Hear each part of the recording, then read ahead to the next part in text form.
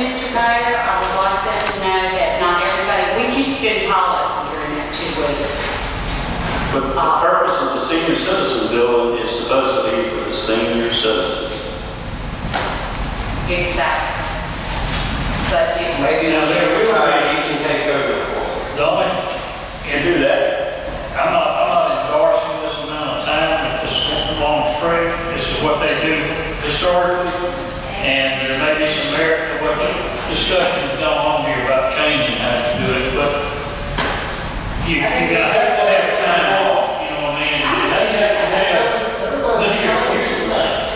This is the most convenient time. You know, they have a team that has to be there together, and for one to be off, the other to be off, you don't have your team, you know, people taking care of something. I guess So they- well, Well, I don't know, but I'm just telling you that, Maybe she just needs to come to our meeting and explain to her. that's yeah, fine. we just, before we just say we're going to close, she needs to come talk. Well, I'd like to have her at our next meeting and tell her vacation schedule is next. You go with that way it needs to be. The idea is that the most convenient time for them to close down is during the holidays, when the seniors have other places that I they can understand that completely. Well, here, one more time, I'm gonna say this. I've asked others, people that go out there, nobody's complaining. They like going out there. She handles the situation. She's done it for years. I don't have a problem with what she's doing. She's obviously already communicated this to all of her people.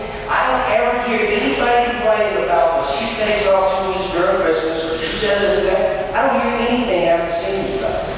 They enjoy her. They enjoy going, doing the walk track. They enjoy mistreating her. They enjoy the food. I've checked and asked people about it. So I don't know why we're going to try to create. You know, we need to show some respect to these people for what they've done. And y'all can say it's a job, this and that, yeah, that's fine. But still, you gotta have a lot of patience and heart to deal with what this woman does. I wouldn't want the job. Her assistant has just as much heart, she's there, and all I say is, and ask, is that next year, we consider staggering vacations so that seniors, and not parents, it's just 10, the building's gonna be up, open, and running, because there's no break going on, that those 5 will have someplace more to go, and a little bit of companionship. I agree, but I haven't heard of anybody out there that doesn't have a place to go and they know what's going on during that time. That's my point. I haven't heard of anybody. Do you know of somebody that's going to be without? I have not heard that they've been told, you're right, they've been told. They weren't asked what their preferences were, they were told. Okay. Can we go to that? Yeah. Okay. So, Until next week, I'm hungry, ready to go. now, we got to finish. Second up, discuss area properties in the public hearing. I think Mr. Parker was wanting to discuss something in Darrell Properties regarding the Rosa Road and Selene. Mark, you have your letter. Well, we've got to. Okay, well, mine's short. The only thing I wanted to do on mine was, like we did with the property across the street over here, Jim, was notify that lady, to send her a letter that we want to pursue her in cleaning that place up, her part of it. I mean, the ceiling's falling down in on Earl's seen it. The floor's got, it's just mud and water and stuff. In fact, the water's leaking on the outside of the building in front of us, constant through. See, the one time that bill was in foreclosure, I don't know if that went through or if she stopped it or not, but as far as we know, I mean, I know that the person who owns it is still the same person. Yeah. We have any reason to think it's changed things? No, not that. Still have. Okay. But we need some kind of a letter sent to her to tell her that we want to, I mean, Earlham's got the information of the lady that lives there, that owns it, on the end. She's got, like I say, it's in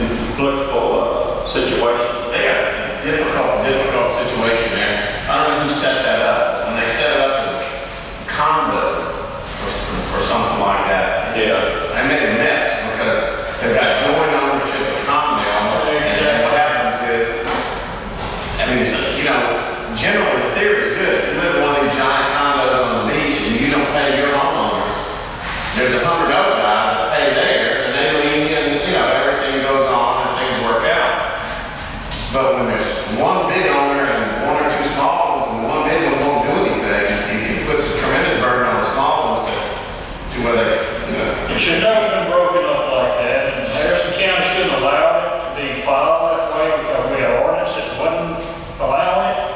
But it was a particular administration pulled that deal off against the planning boards, because I was there. And it's been nothing but a disaster since. I know Claire and Earl will find some way to bring the ordinance to bear on that. Yeah, I know the lady, realty company here, it's Riddick, I think it is, or Riddick Realty or somebody. Yeah, I got a call from them, I got a call from the people that are the other businesses that are there and all. Something needs to be done. I mean, just, they talk to her and talk to her, and she needs to do something.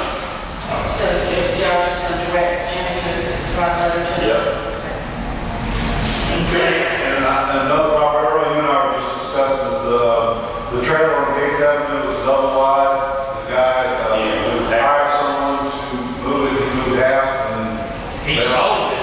He sold it to somebody. They came to move it. There was no action underneath it. They finally got action, moved half of it. Why they haven't came and got the other half, I don't know. So they got half of the double wide somewhere. The other half is It's up on Road Road, I think, Earl, I mean, but anyhow, I tried to make that call today, just happened to be caught up, nothing going on. And I saw that number, and all I got was busy for 10 minutes, so I could call. The number of the person that's supposed to have bought it, that assured me that by probably August, it was gonna be gone. Oh, it's December, okay. Well, so it hadn't happened. Okay. But I have the number for that guy. And that's Norman Luker's property. You know, that's another person we can talk to. It took Claire off the floor, called over another day, but didn't get him. She let the investor call back again. All right. so, can we put that to get adjudicated, nothing They happened? have to be certain first, and then the whole process. What else is that?